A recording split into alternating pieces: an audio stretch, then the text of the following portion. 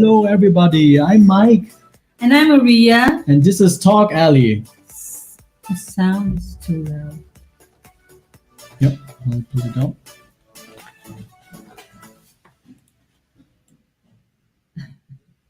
Okay, this is not so loud. Continue. Okay, great. Sorry about that. So, hi, Mike.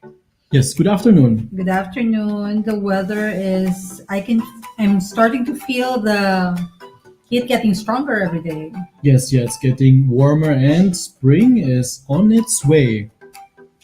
Yes. Um, good, good afternoon, everyone here in Europe, and of course, good evening in the Philippines. Yes. Yeah. Yeah. So, Mike, I feel happy that the weather is great, but of course, it's a bit sad because of the situation in Ukraine right now, right? Yes. We are always praying for all of you, and we are united in saying that the war should stop in Ukraine and in other areas which are also experiencing war. Yes, currently at the location of Mariupol in Ukraine, they're trying to get more people out, Mm-hmm. but it's kind of hard because last time when they were agreeing on ceasefire, Mm-hmm. they did not respect this agreement, and Continue they to continue to launch a fire. missile attack. But they're trying it again today, so hopefully everyone gets out safely. Yeah, with Yes. regards to the WHO, the World Health Organization, Mhm.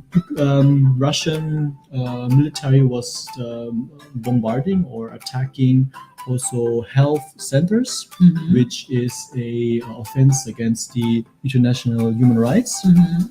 So yeah. From now on, we have 37,786 refugees here in Germany. Refugees, yeah. Refugees who arrived here in Germany, and yeah, the Minister of Interior says there's no maximum or limit. So meaning to say that we are taking all that's coming in. Yes, Yeah. of course, we should. And which brings me to start reading about, escape plans in case of a nuclear fallout. I mean, really, there's a slim chance of it, Mhm. but anyone beyond the planet would definitely take the chance, right? Mhm. But of course, we continue to pray for everyone's safety in the world because last week we almost had a nuclear Yes. fallout, right? Correct. Yeah. They were Russian military were seizing one of the largest nuclear power plant in Ukraine, Mm-hmm. and which is not good, of course. Yes, of Yeah, course. so everyone is alert, especially the agency who is dealing with nuclear catastrophes, Mm-hmm. and yeah, they are on high alert.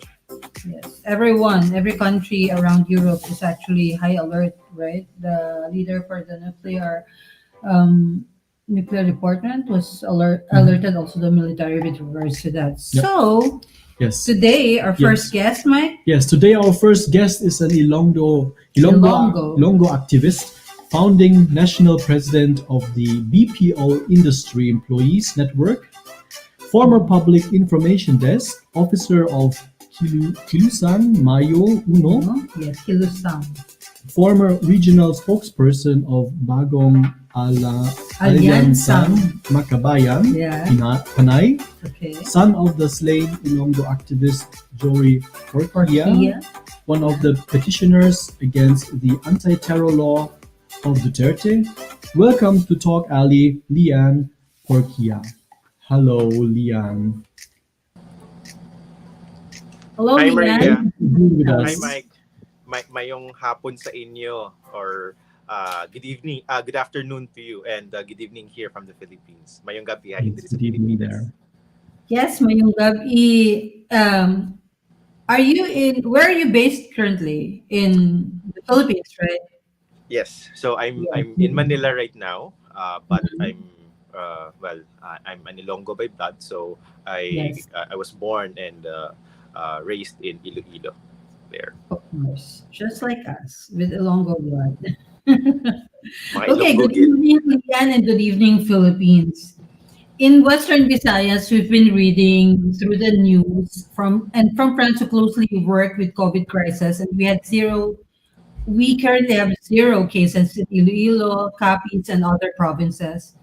We, of course, are thankful to the LGUs in these provinces and their hardworking teams for making sure that the people will continue to be safe from COVID-19. Leanne, you're in Metro Manila. How's the COVID situation in general in the Philippines right now, at work or in public places?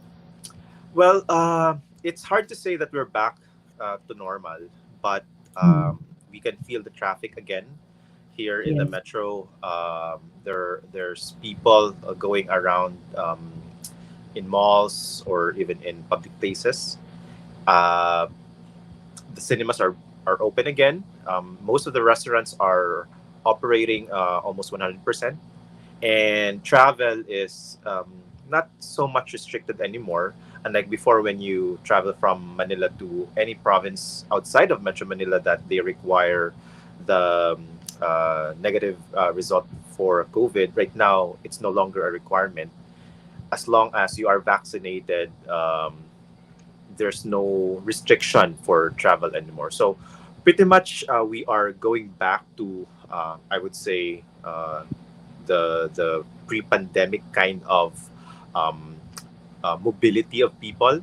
But of course, there's really a difference. You can feel the difference because of the new regulations in place, such as the face mask is still required if you go in any public places, and whenever you enter any establishment, they would ask for your vaccination status.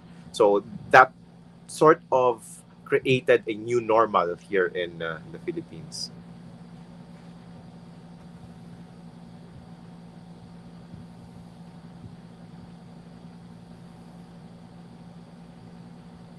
Really, from the beginning, there were so many um, problems with regards to the the action of the government generally towards the COVID situation. We are so glad to be hearing from the office of the vice president that they were able to at least elevate the needs of the people, especially her programs for the frontliners. Um, you are also we of course hope that along the way it will improve. Well, there's going to be a change in government anyway, so I'm sure that it will improve a lot more after he leaves his seat. Anyway, you are also the president, right, of the BPO Industry Employees Network, or BIEN, or BIEN. Vien.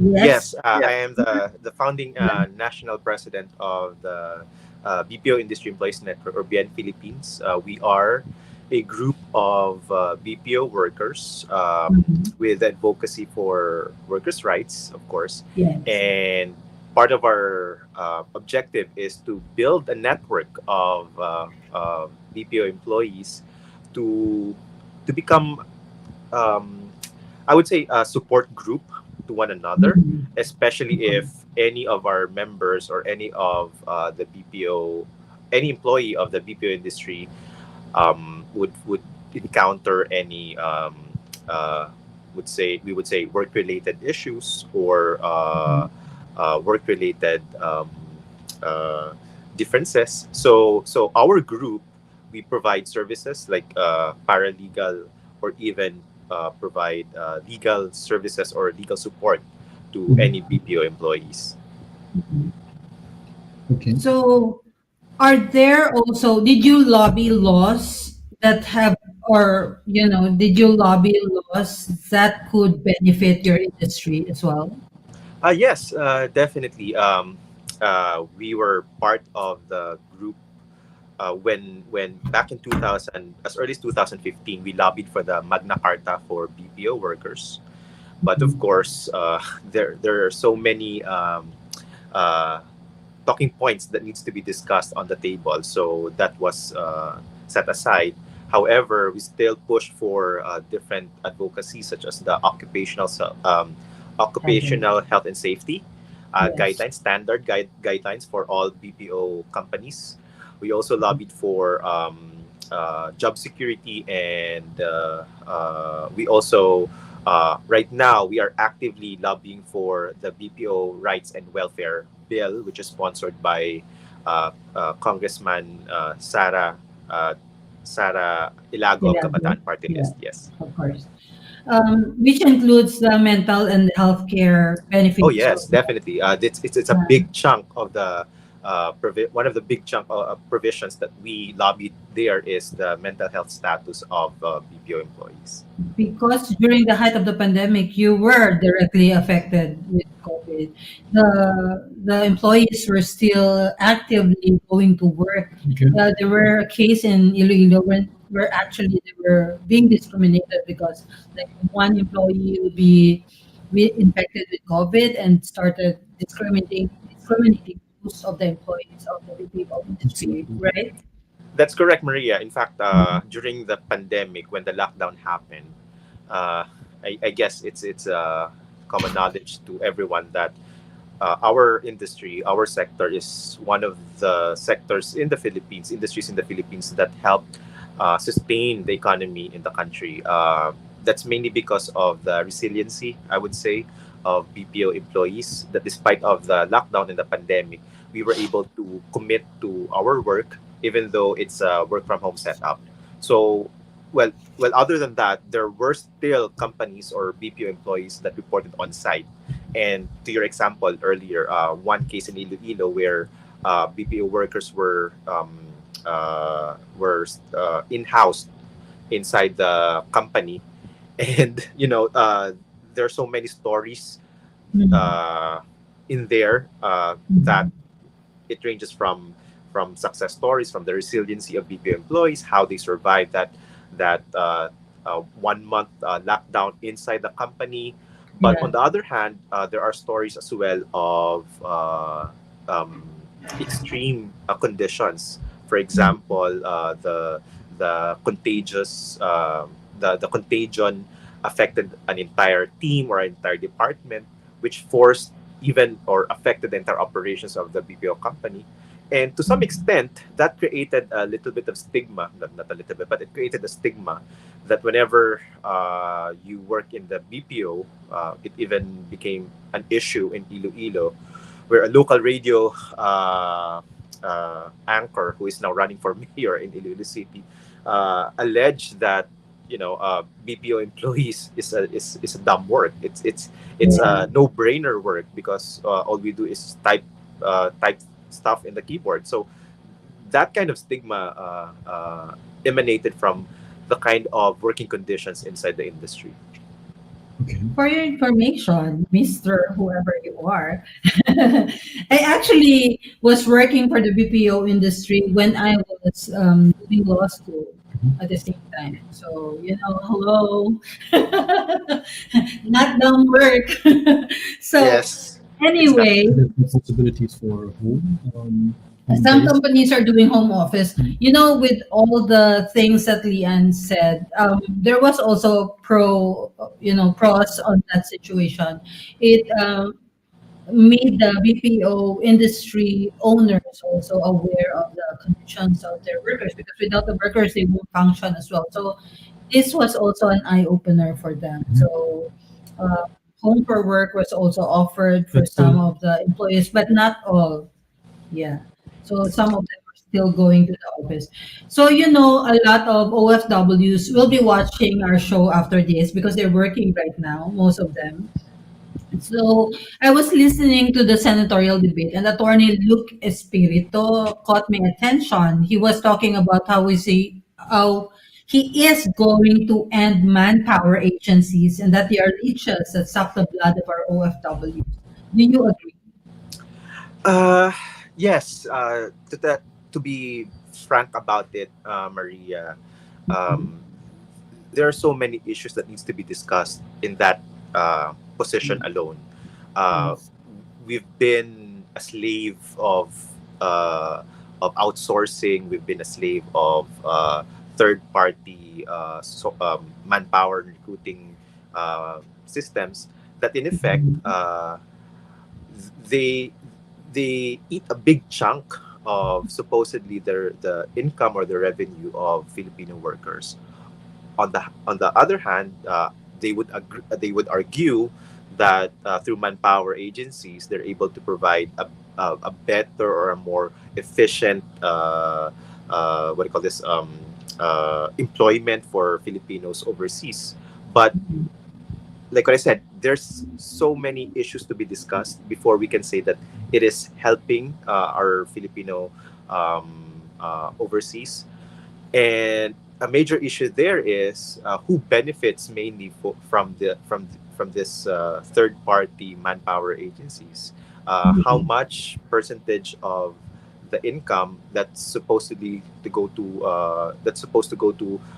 Filipino overseas workers that is handed over to recruiting agencies. That's just a parcel of that. There's a Yeah, bigger that's issue. just the peak of the iceberg, actually. Yes, there's a bigger Yeah. issue which includes job security, who the kind of employment that is guaranteed for overseas Filipino workers once they travel abroad. We've heard stories of OFWs being maltreated by their employers, and these manpower agencies have no accountability or responsibility whatsoever whenever these cases happen. So to Attorney Luke Espiritu's statement, yes, I agree.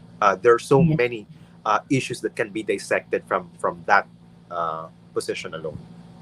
So what Okay. do you think of manpower agencies, So Mike? I believe that they help businesses analyze and understand their manpower needs and quickly find talent that is perfect, Mhm. that is a perfect fit for their organizations. Mhm. The biggest reasons why companies hire manpower agencies is to save time and resources, as we know. They spend sourcing for talent. So, what would be the solution if these agencies will be eliminated? Yeah. Are there any solutions?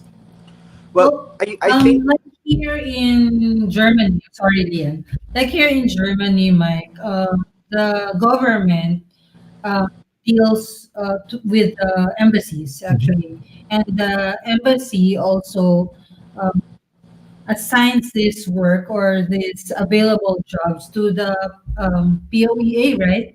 Or which department is it that handles the application of I the forgot. POEA, the Philippine Overseas POEA, yeah. Employees So Authority. they had that like for nurses, Mm. they had this lotto or something before where they gathered nurses here 5 years ago. Mhm. Yeah. So that's through the government agencies and the government of Germany as well. So it is actually possible to for the government to do this work, what the manning agencies are doing, right, Leah? Yes, in fact, and Mm. uh, on top of that, Maria and Mike, here in the Philippines, there's the system of what we call the export labor policy only. It's Mm. an existing system where uh, manpower agencies or recruiters for Filipinos overseas, the government guarantees that they don't have accountability or responsibility if anything happens to our Filipino workers. Because of that export labor policy, many issues that our OFWs face today, it's because we are exporting people, we are exporting resource, our manpower, but we don't, together with that, we don't export the protection and the rights they deserve. So, on a high level perspective, we are just we are just marketing our people. We are selling our people without any protection for our people, and that is the very core of this export labor policy. And I think the issue of the manpower agency can be related to that. It's not just about the manpower agency itself being a flawed system, but it's more of what kind of policy that this government have towards the protection of OFWs. Mhm. That's right. So there's so much more. That's just another episode again that we should invite someone who who actually specializes. Although special, Lian also's advocacy is with labor and human rights and LGBTQ rights, LGBTQA rights. Irish is watching. She's going to kill me. Hello, Irish. Hi, Irish. So anyway, yeah, so there's so much more in those issues that actually the government should really try to resolve, because we all know that OFWs are has the new heroes are really bringing a lot of taxes and making our economy grow. Mhm. So without them, the Philippines is really, because they're not focused on agriculture anyway, or aquaculture. They're not helping the farmers as much as they should have, just like here in Germany. So OFWs are the one bringing in the money right Yeah. now. So You know, so that's funny, Maria, because yeah. back in the 90s, we used to joke that for every Filipino family, we know someone who is an OFW. Yes. That's a common joke. Today, uh, that joke has changed. Every Filipino family has either a family member who is an OFW or a BPO employee. So it's Mhm. either of the two. It's either you are an OFW or you are a BPO worker. So that's the kind of joke that we have right now. Yeah. It's true actually. It makes more sense. Yeah. It's true. Leanne, to a serious note, you are the son of the slain Ilonggo activist, yeah, Tito Jory Porquia. Could you tell us about your father and what happened to him? Yes. So my father, Tatay, Jory, he was killed on April 30th, 2020. It Mhm. was at the height of the pandemic and the Mhm. lockdown here. Well, not only here in the Philippines, but all over the world. What happened there, Maria, is that when the government declared a lockdown, of course, all people were affected because of that lockdown, especially Mhm. the poor, those who don't have the means to survive when they go in, or when they are in lockdown. So Mhm. instinctively, what my father did is to organize what we now know as the community pantry. He started the community kitchen. It was a kitchen. Mhm. Whatever uh, uh, what do you call this? Whatever ayuda or whatever Mhm. uh, uh, uh, goods that people will get from government or from any donation that people will get.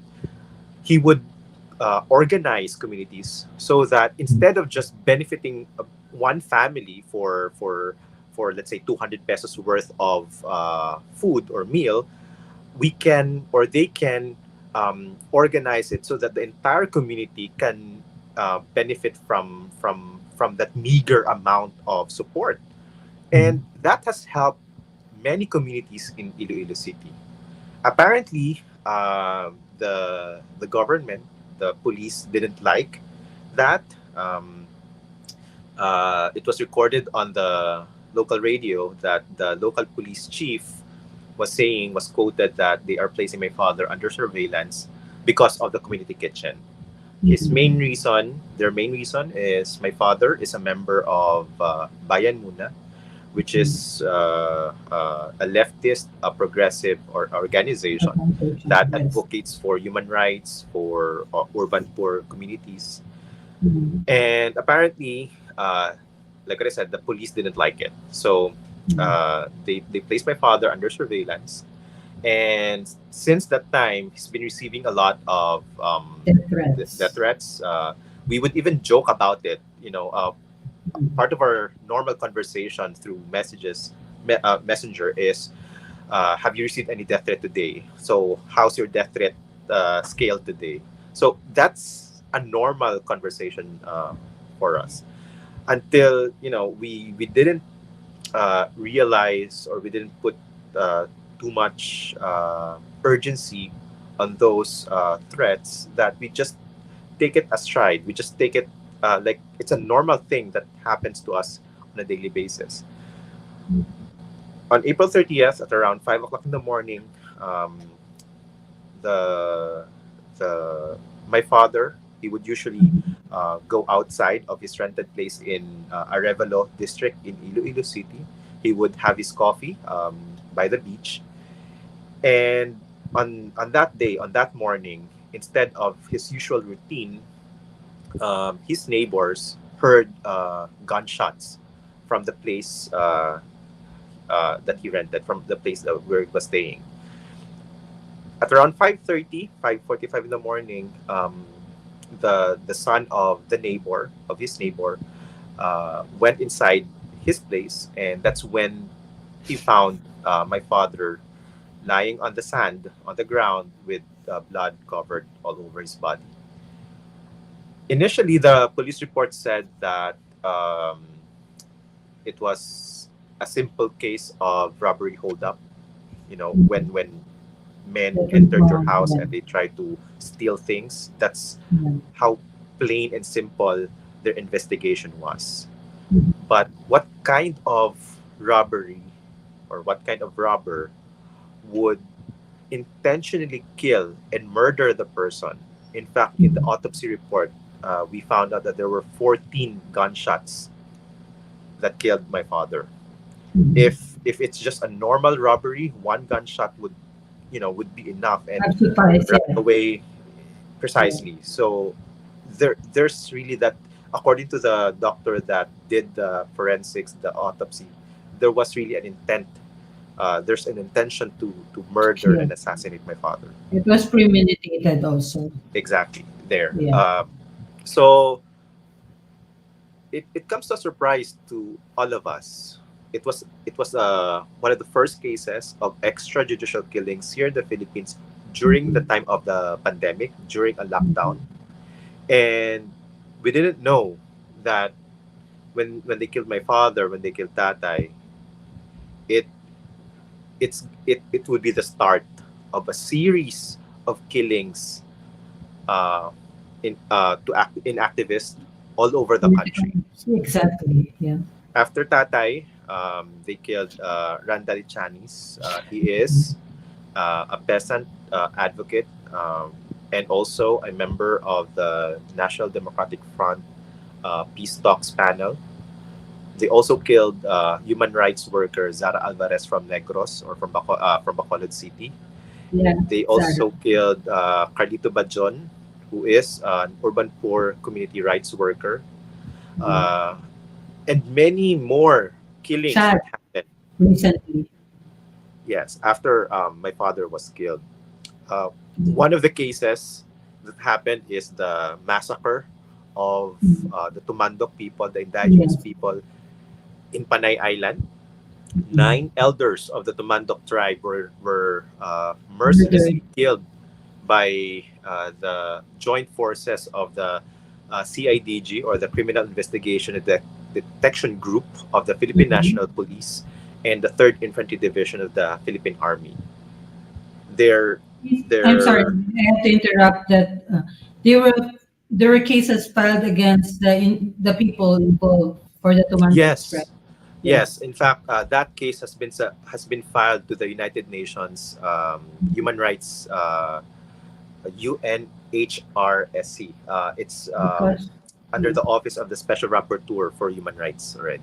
and because one of the lawyer was also almost killed by the resistance. Yes, in fact, Attorney Guillen, Angelo Carlo Mm. Guillen, who is also the Sorry. lawyer Yeah. handling the For case the of my Tumantoks. father, was Mm. assaulted, was attacked Mhm. uh, on. There are In fact, the the other it's been a year.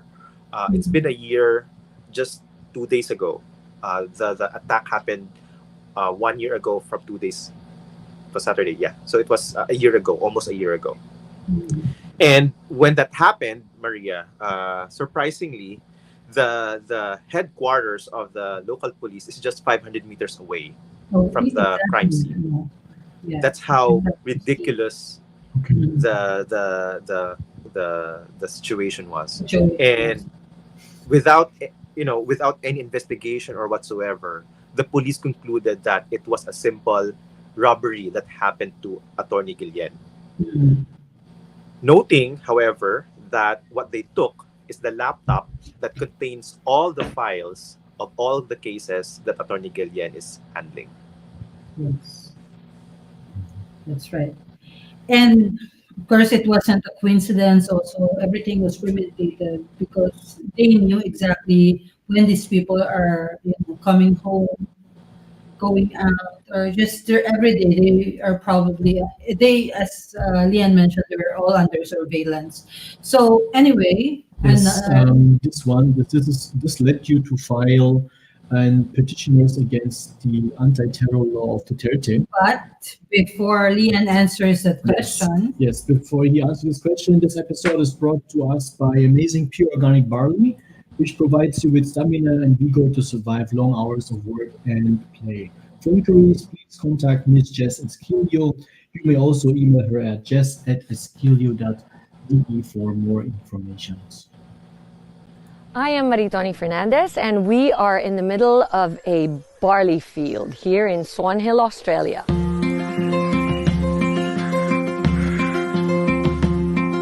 Well, we think we have the best barley in the world because of our clean irrigation water. Water comes from the Murray River, which is a freshwater river. All our drinking water comes from the Murray River too. So it's full of nutrients, and also the climate is perfect for growing winter cereals. Clean, green, certified organic. Yeah, we're certified with NASA, which is one of the Australian certifications for organic. IAM Worldwide gets its barley grass powders from Herbal, which sources them from us at Nutrigreen, so you're guaranteed the best barley grass powders in the world. I am truly proud to say that we are now the sole distributor in the Philippines for Nutrigreen barley.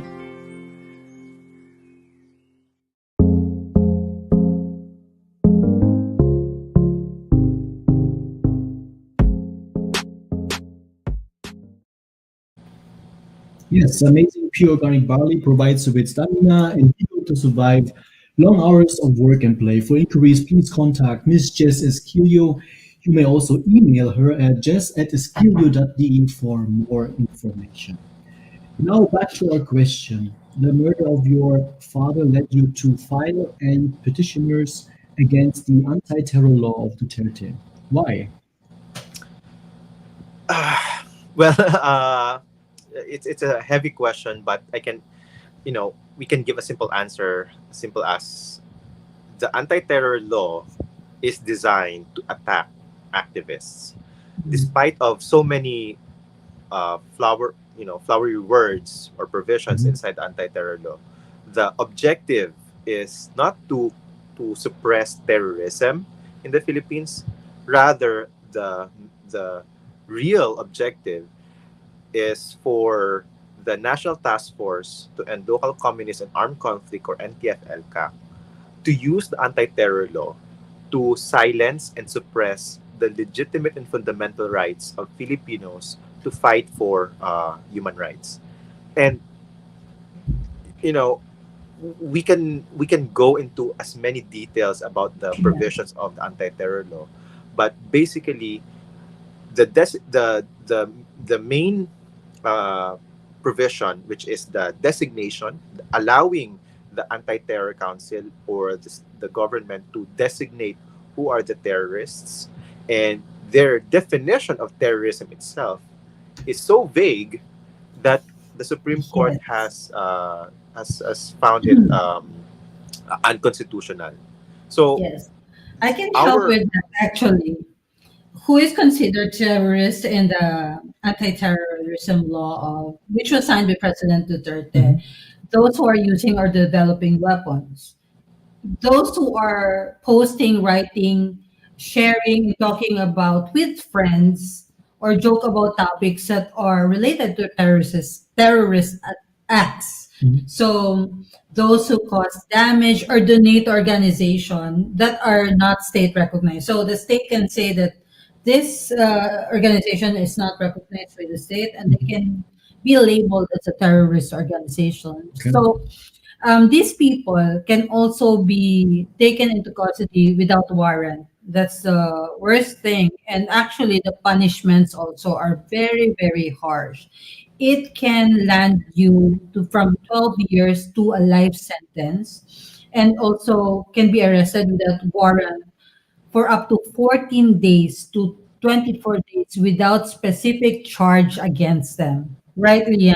So it's Yes, that's correct. actually, they can just pick you up and tell you that you're a You're a terrorist. terrorist, then Mm. you're a suspected terrorist, and then we're Mm. detaining you. As simple as that, and Yes. that's very And dangerous. very. And already, a lot of student leaders and activists have already been punished and jailed because of that law. Right, Lian? So right now, even without the anti-terror law itself, there have been cases of illegal arrests. How much Yeah. more with the implementation of the anti-terror law? Oh, yes. Uh, Okay.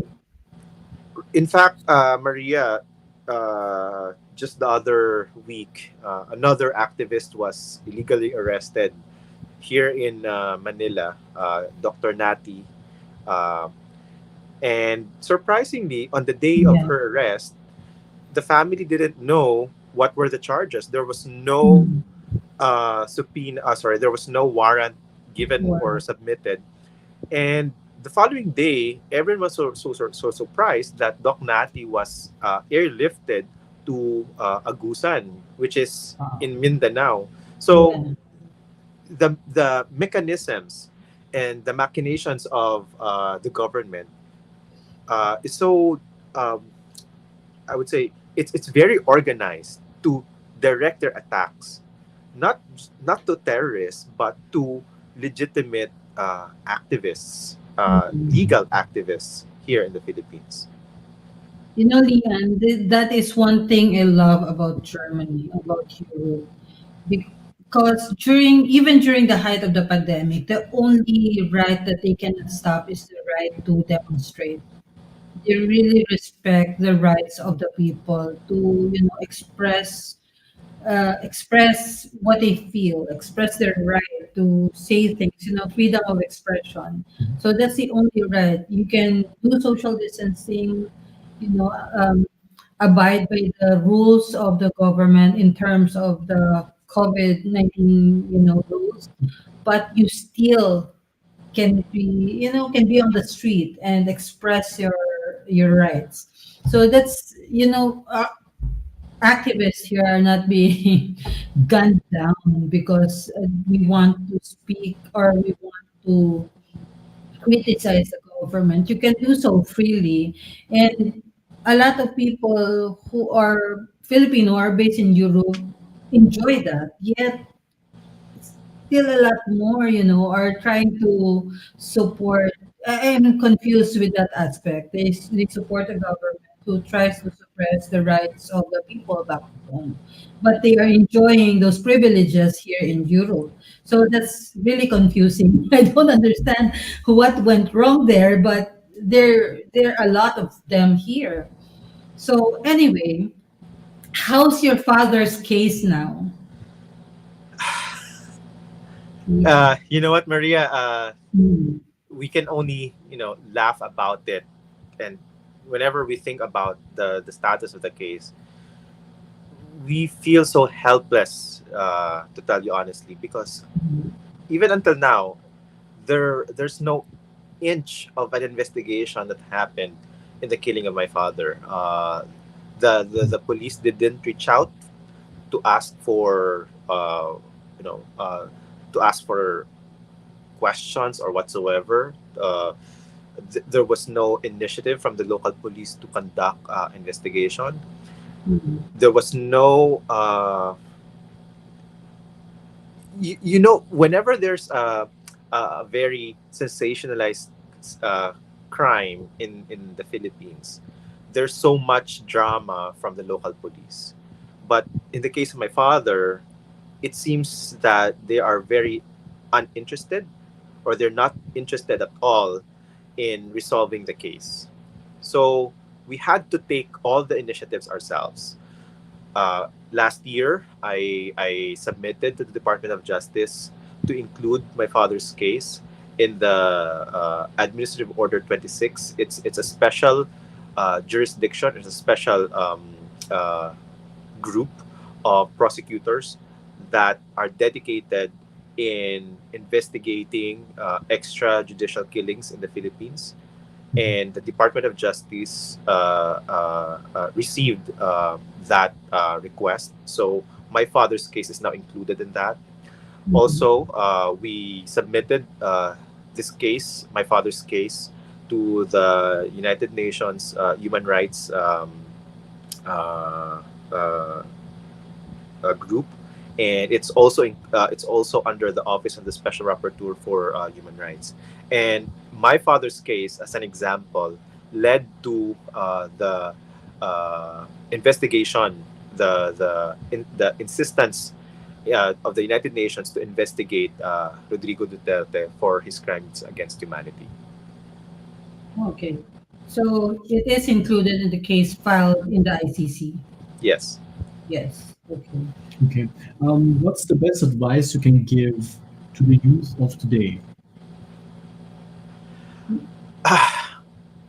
Well, it's a cliche, Mike, but like what our national hero would say, the youth is the hope of our nation. And true to that statement, the young generation today, I would consider myself still part of the youth sector, but again, we're getting old already. So the challenge really is is to raise that bar of not just activism, but to raise that bar of nationalism. And true to the spirit of what Dr. Jose Rizal has said, the youth is the hope of our nation.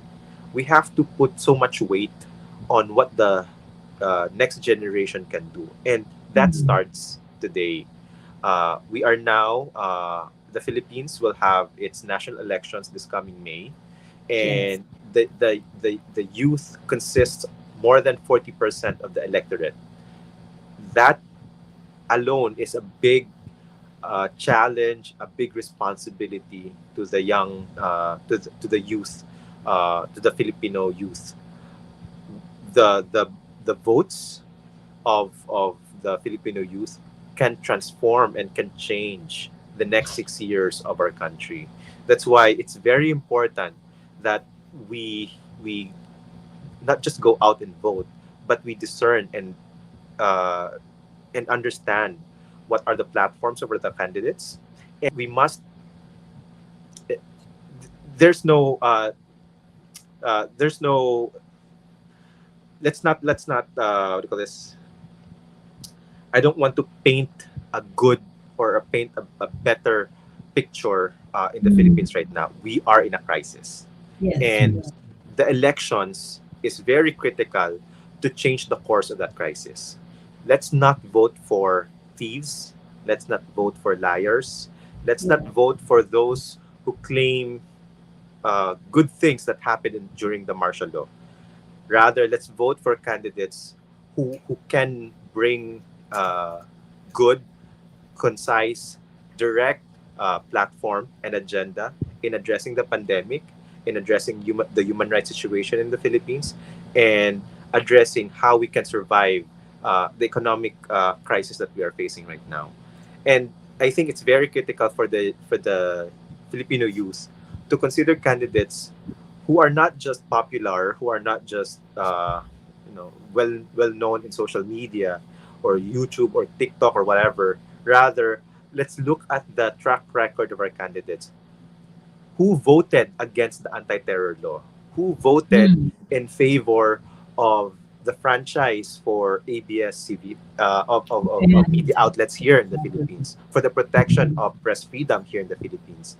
that's right. Who among the candidates are in favor of protecting the basic human rights of Filipino of overseas Filipino workers? So Yes. these are the things, these are the criteria, these are the platform and agenda that the youth needs to consider in selecting and voting for the candidates. Yes. Vote for good and honest people. They don't have to be, uh, don't vote for those people who were already there, who tried to violate your Yes. rights, try to Come on, take let's let. money from the government, and be smart enough. Anyway, Lian mentioned before, it was a cliche, but cliches for me are there to be a reminder for us that we need those cliches sometimes because we take them for granted. So a reminder for the youth from Lian Perkia, and of course, yes, the Philippines is in crisis. You know why, Mike?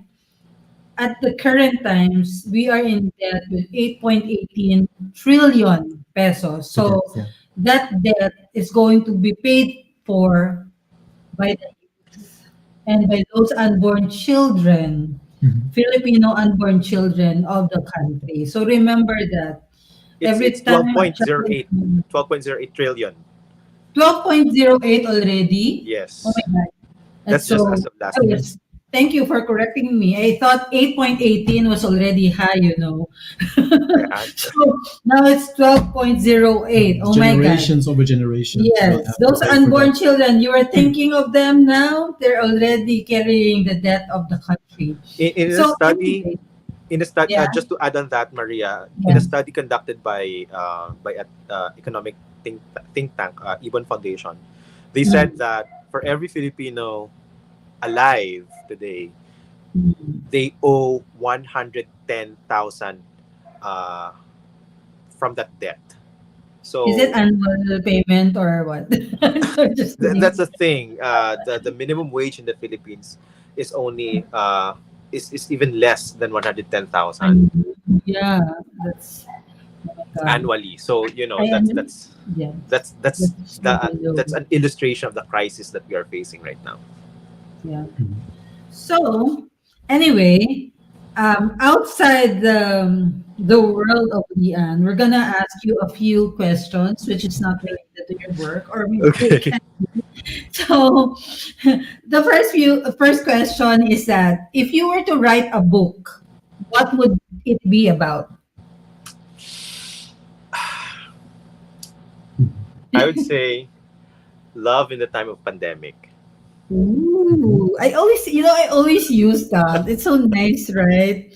I Uh, totally relate. I would say because it's not the typical or it's not the usual romantic love, but it's the Mm, philosophical love for our country, for the Filipino people, how we put our passion, our conviction, our principles to help and love our country instead. Oh my God, you should do it. You should write a book about that. Yes, definitely.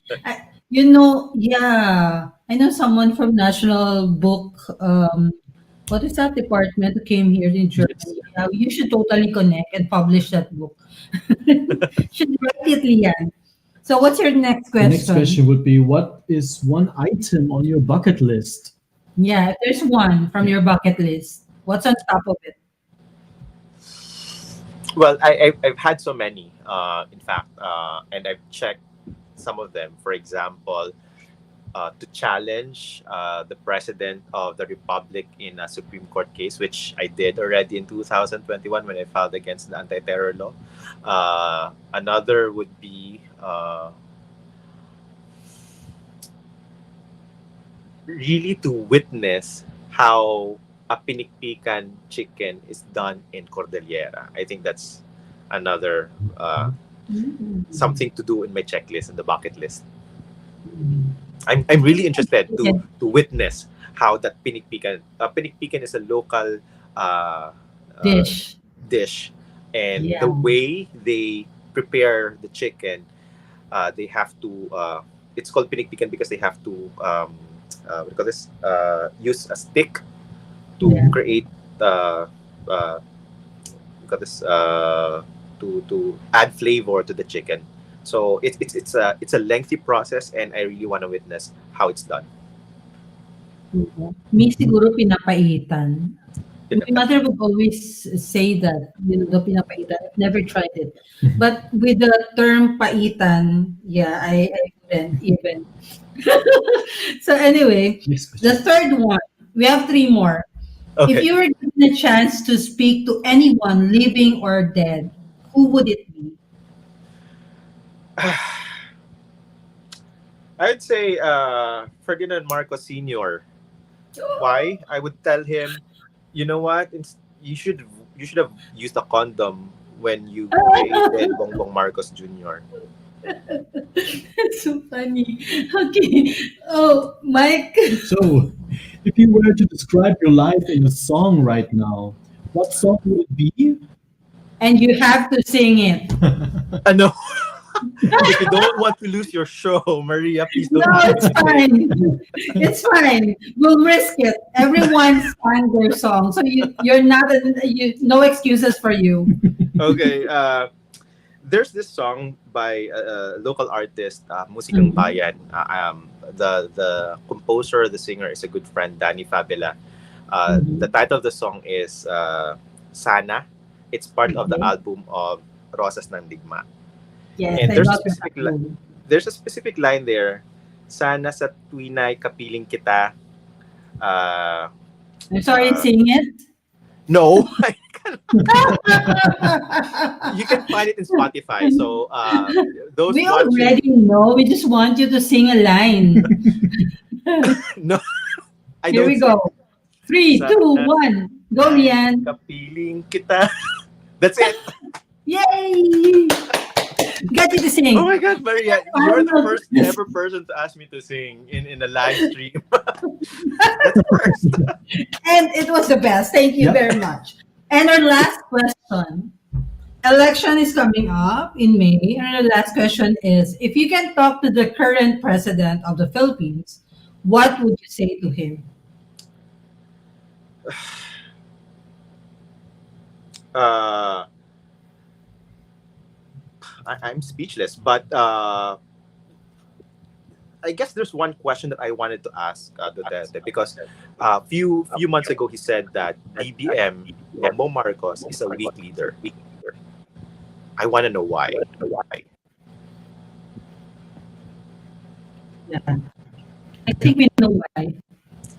I want Duterte to say it himself. I think we know why. It's giving the people hints already. Many times. Yes. But Anyway, it's thank you so much, Rian, for being with us on Thank you for being TalkAlley. with us on TalkAlley. And of course, from the bottom of our hearts, we are really sorry for your loss, and we hope that you will be able to get your justice for your father, and for thousands of Filipinos who lost their loved ones to extrajudicial killings and massacres and murders. That was so shouldn't be happening in the country, especially during even without the pandemic. We shouldn't kill people at all. There's a due process, and we should just focus on that, follow the law. Because if we don't follow the law, there's going to be a lot of crimes, murder, and this Chaos. is what happens, chaos. So thank you so much. Thank you for being with us. Thank you, Maria. Thank you, Mike. This Thank is you a so great much. Thank opportunity. you, Lian. Bye. Bye. So, Mike, Yes. and we move on to our second guest Yes. right now. He has an upcoming concert, but of course, the concert is already sold out, Mike. So, let's introduce him, our next guest. Yes. Our next guest, Maria, is He finished. finished his Master of Music degree in vocal performance at Elizabeth University of Music in Hiroshima, Japan, where he was chosen as the best recitalist for the year 2014. He started He started singing in a choir in choir in Marinduque under Reverend Father Edwin Sager, who inspired him to pursue his music career? He is a multi-awarded singer as well. He had awarded with the Aldir Awards for the Best Performer in Concert in 2020. In 2019, Aldir Awards for Best Male Classical Performer. Gawad Marinduki Awardee for Music Year 2020. Ladies and gentlemen, please welcome to the show, Joseleo Logdat Hello. Baritone. Thank you for being with us here on Talk Alley. Hello, Hi. Hello, Here. everyone. Hi. How's the weather Hi. out there in Italy? Again, I beg your pardon. How's the Sorry. weather in Italy right now? Medyo ano yung sound. Buffering Med- ba? Oo nga, parang notice ko, it's kind of buffering Okay, also. we'll switch to a different microphone just a second. Yes. Yes, please. Oh, okay. Okay, give us a second, please. Is that better? I think it's perfect. Yes, it's better. Yeah. Perfect. Okay. So, welcome to Talk Alley, Joseleo. Hi, hello, nice. Thank you so Hello. much for inviting me here. Thank you you for being so with much. us. Yeah, we were crossing timelines kasi the first guest was coming from the Philippines, so they were late. Yeah. And now, yeah, we have to accommodate. We're, crossing both worlds. Yes. That's So- right. That's right. Yeah. Yes. So you're currently based in Milan, Italy. How long have you been Yeah. living in Milan, and have you lived in other European countries as well? I just came here last November, so I'm just new here. Okay. Wow, Okay. and being new, and I saw that his concert is already sold out. That's amazing. Yes. That's amazing. Congratulations. We're Congratulations. very proud. How many times have you Yeah. been to Jollibee? I have to ask. Sorry. How many times have you Jollibee? been to Jollibee? Maybe 3 times because sometimes Okay. if I just I don't have anything in my mind to eat, so I just go to Jollibee. Yeah, Okay. we A piece of home. Yeah, we extra drove from Germany, from where we are, extra to Milan to eat at Jollibee. So you're very very lucky. lucky to we have went Jollibee there around. just to go to Jollibee. Yes. Oh, So really, what really? made you? Yeah. Yeah. Okay, I think we're a bit late when he Okay. hears us a bit later. What made you decide to move to Italy? Okay. So this is the story. I went in Italy last September for competitions, workshops. Yeah, in Rome, in Milan, and also in Barcelona. And in Germany also, I went to Munich for the workshop. And then the opera workshop that I went, the maestro offered me to stay in Europe so that they can help me to establish my career here in Europe. So I went home last October just to change my visa with the help of that company of a maestro who told me the, to help me with my career because they told me that if you're living in the Philippines and you don't stay here in Europe, we cannot help you in the Philippines and always fly you every time you have a show. It's so expensive to fly you every time from the Philippines going to Europe, and all the opportunities are all in Europe, not there. So I accepted the offer, and yeah, so that's why I'm here now.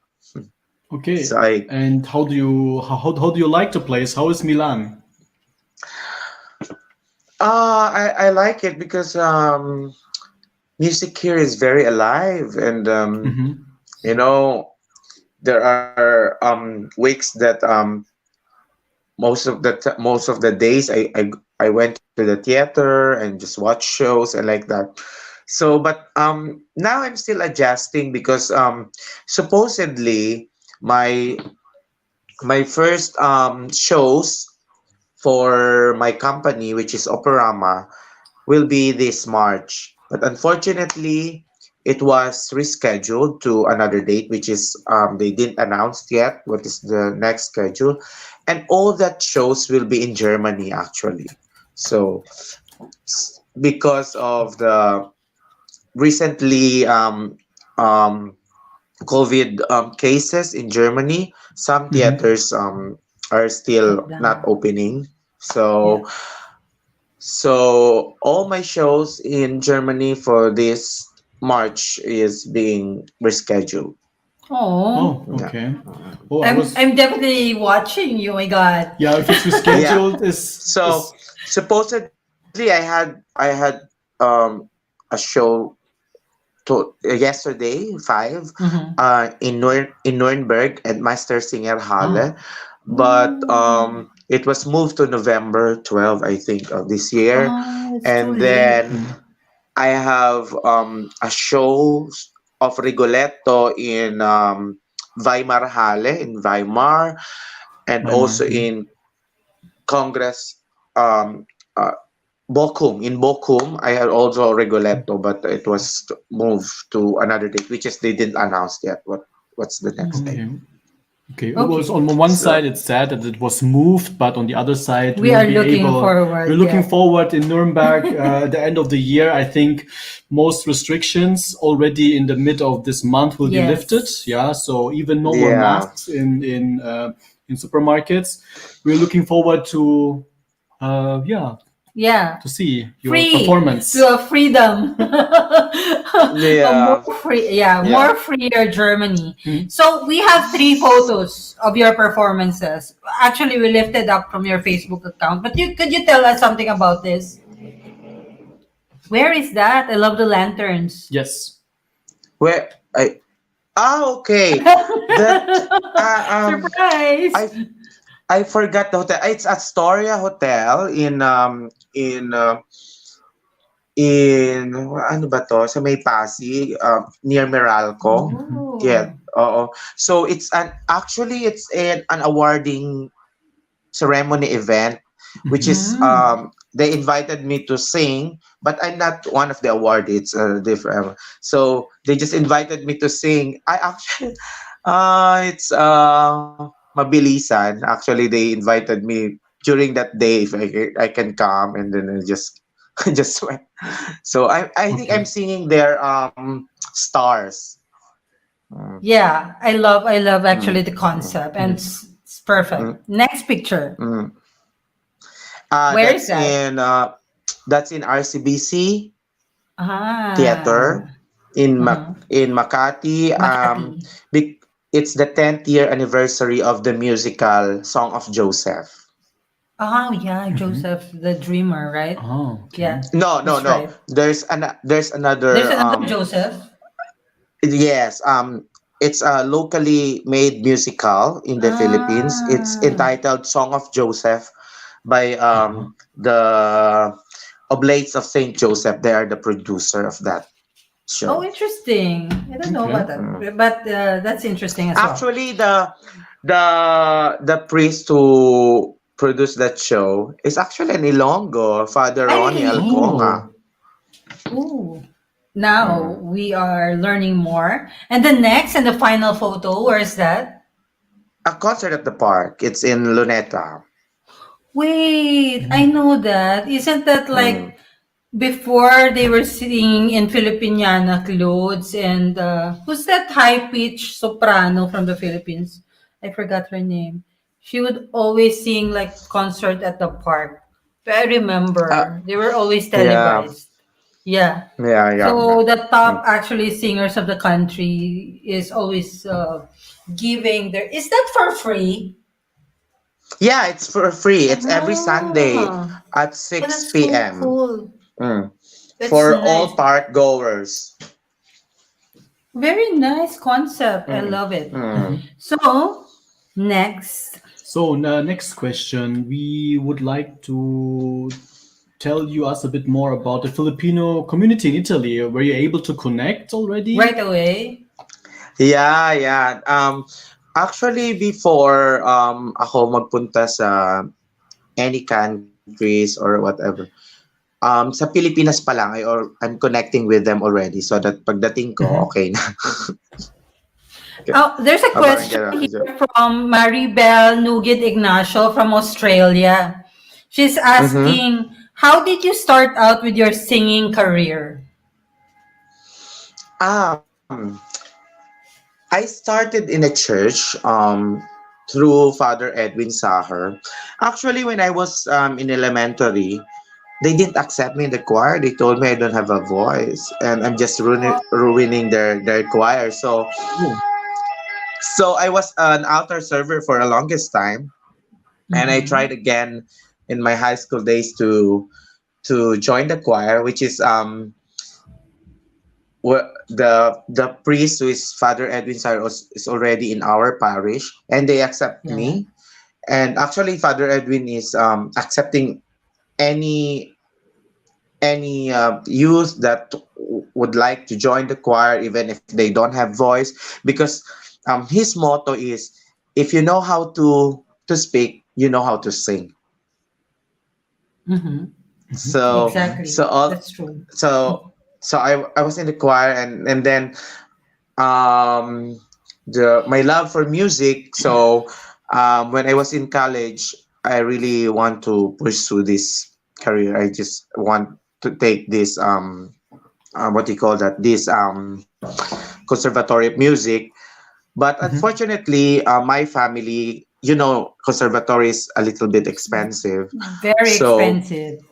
yeah, Yeah. so my family cannot support me with this course. So I took Mm-hmm. business administration for a year. So Yeah. and then when I was in Eulogio Amang Rodriguez Institute of Science and Technology in Nagtahan, near Nagtahan, Mm-hmm. um, I was I'm singing in the Wednesday mass in the campus ministry of that school. And then there's this Nan, Sister Salve Hoson. I heard her offering my companion to give scholarship Ooh. for music. So I heard of that, and then I told the nun, like, sister, that's the course that I really want. And then I said, can you also get me as your scholar? And that's and then she she told me, like, she like, no, you don't, like, you don't look like you need charity. You don't, Uh-huh. like, you're not poor. So You look so because that shy. and then and then that nun is a Daughters of Charity. I don't know if you know Yeah. Daughters of Yes, Charity. I do. Daughters of Charity, and then it's for the poor, right? It's for the Yes. poor, and like that. And then I told her, like, it's just my what do you call that? It's just that what you see outside, but actually, I need support. I'm not You rich, should have told her and I'm then just good and looking, then sister. and then yeah. So Yeah. after a So you year, got a I went to scholarship. yes, I went to Santa Isabel College in Mhm. Manila to Ooh, took up my yeah. conservatory of music. So Santa that's the start. Isabel. Wow. Yeah. Very classy. You went to a very classy school. Anyway, Girls' um, school. yeah, I know. But it's very classy, yeah. Very Okay. Mhm. colegiala. Yeah. So, Okay. To Mike, our yeah. next question. What are the secrets that people need to know when it comes to being an opera performer? Yeah. Do you have secrets? Actually, for me, it's just a matter of being diligent and being Mm-hmm. passionate about your yeah, being passionate about your music, and Mm. I think kailangan you're really into it. You really love it. It's just that hindi Yeah. ka napipilitan, na you're just doing it for something or something else. First of all, you have to really um, really love your craft. So yun, that's Mm. the right word. And then Yeah. I kasi sometimes may nagtatanong sa akin na parang puwede pa bang ano, kahit ba ako hindi kumakanta, puwede bang ano, ma maging puwede ba ako makakanta or something. And then Yeah. I took what Father Edwin Sarr told me, like, if you know how to speak, you can sing. But Mm. may kadugsong akong sinasabi na parang if you really if you're really diligent and you're really into it and you really want to sing and you have the courage to Mm. do it, I think you can do it.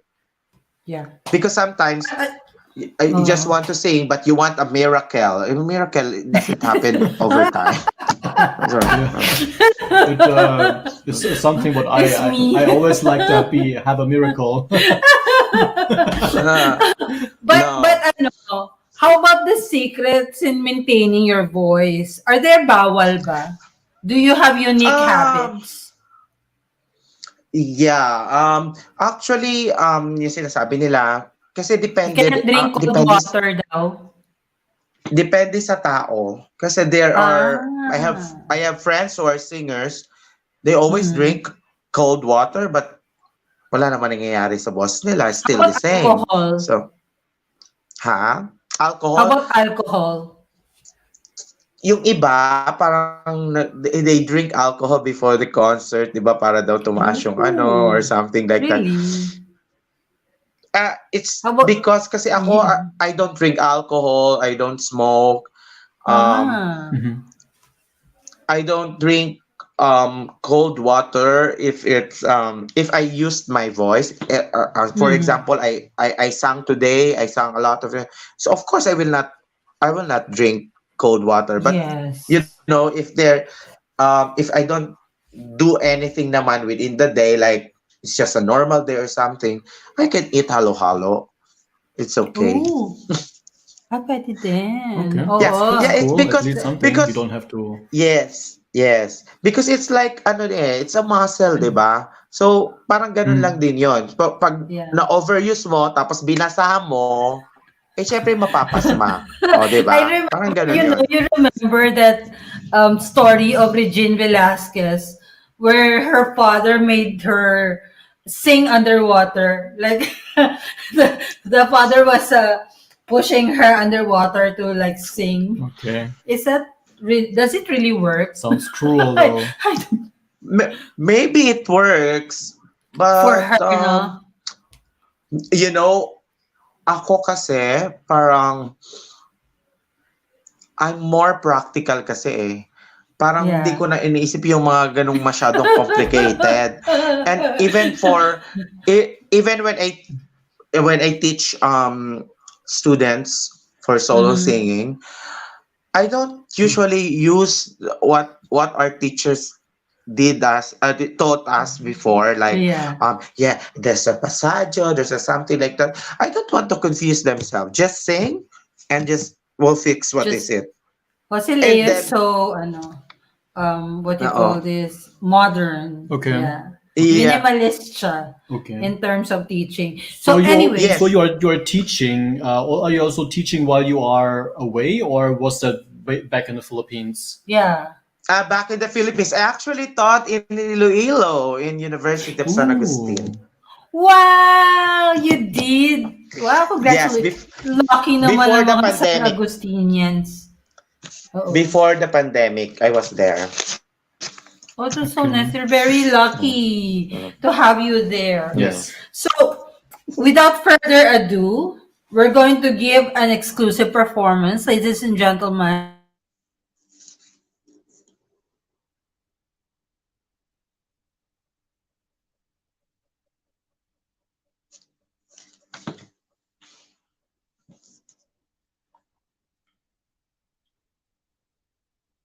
What happened?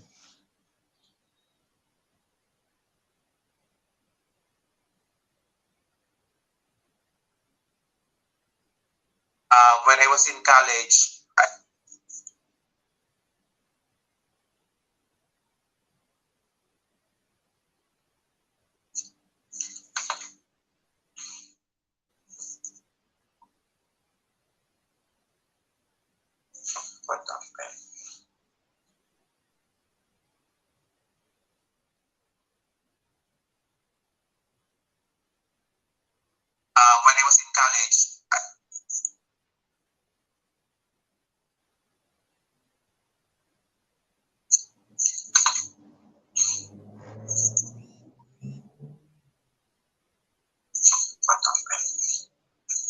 And we're back.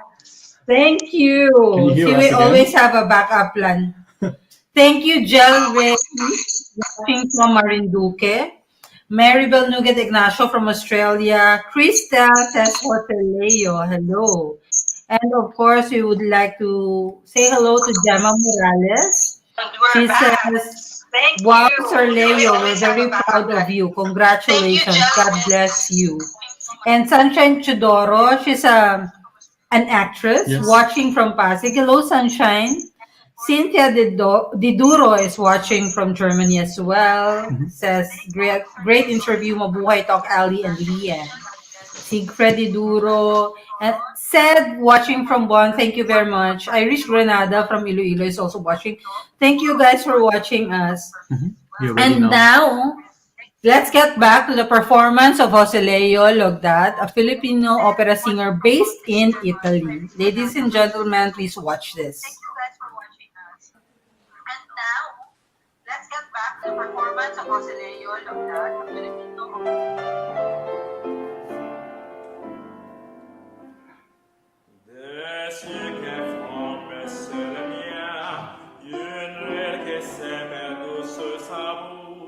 Voilà les portraits sans retouche du homme auquel j'appartiens.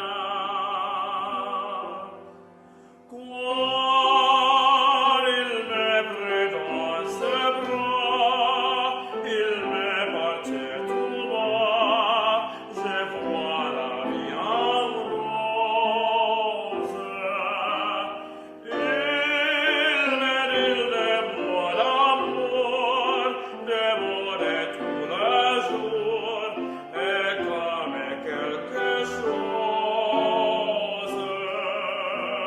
Il entrait dans mon cœur, une parole de bonheur, dont je connais ta cause.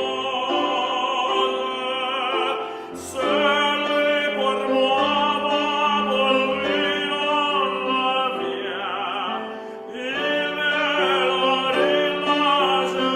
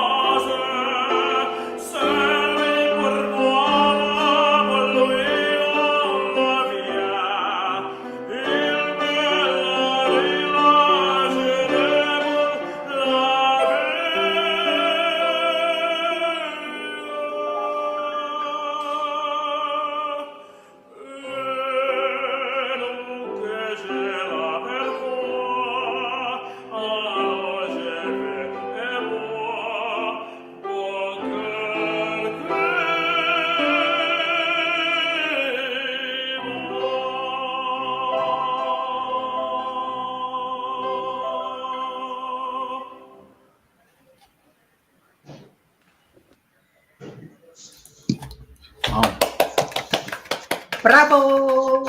Yay! Amazing performance. Yes. That was. Thank you What so was the much. title of the song? La vie en rose. La vie en rose. Yes.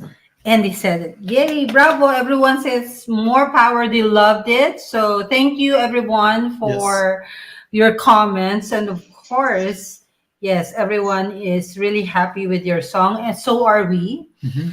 And what do we expect from you? More performances, we hope, for 2022. Yeah. What's the Yeah, next? yeah. So the next near here in Europe, where you After this concert, the concert that you was sold out Uh, already. You have another one lined up. as of There's a now, poster or press concert. as of now, medyo nakahang ako ngayon kung ano yung mga next. Mm-hmm. Kasi because of nga the changes of the schedule, actually, on the original sched, I have in April, also in Germany. Oh, most of my shows are in Germany actually. Um, Mm-hmm. um, so in April, dapat I have in Karlsruhe, Mm-hmm. and then Mhm. in That's nearby. and then I have supposedly on May I have in Hamburg, yeah, and then so I don't know yet kung what would happen, and then I have a series of AIDA shows starting September. So that's for now. That's for my company. But for now, I'm also auditioning for agencies here in Europe Oh, yeah. for because what is good in my contract is that I'm not an exclusive artist of their company, so Ah, that's great. I can still sign another contract from other agencies. Well, that's Oh, So wonderful. No, that's it's very kind of them. and that's an Italian company or yes, it's an Italian company. It's oh, Operama okay. Italia. Mm. Yeah. Mm-hmm. So Here in so Germany, the Disney, what was that we're supposed to watch? Aladdin. Aladdin, yeah. Yeah, it didn't close actually. The play continued until now. Mm-hmm. yeah, So some that's actually one. some. Mm. Yeah. And there are a lot of Filipino performers also in that show. Yeah, Is it in Oh, German? that's good. That's good. That's good. No, probably. not really. Okay, anyway. Um, Yeah, there are a lot of okay. Filipino performers in that show as Mm. well. I hope I can have concert also with the Filipino community in Germany soon. Yes, just collaborate with us Mm. so that we can advertise and we Yeah, can yeah, organize yeah, everything together. Just yeah. keep in I don't touch. know anyone. I don't know anyone in Germany, so you're the You only know one I knew us. there. Hello. We know a lot of communities as well, of course, through Yeah. TalkAlley, and we are Yeah. really grateful to those who are always Mm. accommodating us. Mm. So, of course, we Yeah. hope to see you here in Germany as well and to Yeah. watch you Yeah. live soon. So, Yes. thank you very much, Joseleo. But of course, congratulations for your upcoming birthday concert, which is sold out. Yeah. Advance happy Yeah. birthday. I hope everybody can come because on Tuesday it's a Yeah. national strike. Oh. Okay. Yeah. Oh my So goodness. but I hope all of them will go there by car. Their private vehicles. I'm sure they'll find a way. Okay. Yeah. So thank you so Okay. much for being with us today. And of course, we wish you more success as you stay here in Thank, Europe. thank you Thank so much, and you. I hope to see you soon. Thank you so Yes, much, Yes. and definitely. it's a very nice platform. Thank you. Thank you so much. You Yes. take Thank you. care Take and have care. fun being in Europe. Thank you so Bye. much. Bye. Bye. Bye. So Yes. this was really an informative and very interesting show The today, song was Mike. I great. really Yes. enjoyed The it. performance was good. Very Yeah, good. I learned a lot from Lian and what's going on in the Philippines. I, of course, very sorry for what happened to him and his family, and I hope he Yes. finds justice soon. Of course, it's really hard to lose a family member, especially his father. And of course, from Joselito, we learned so much from the Filipino community in Italy. Yes. And so, it's so always so nice that he's just new there and he was able to integrate really well in the Yes. community, Yes. right? So meaning it's really not hard to be a part or be around the Filipino community. Yeah, the They're so Filipinos are accepting. everywhere, and the Filipinos are usually, or most of the time, Very welcoming. very welcoming and hospitable.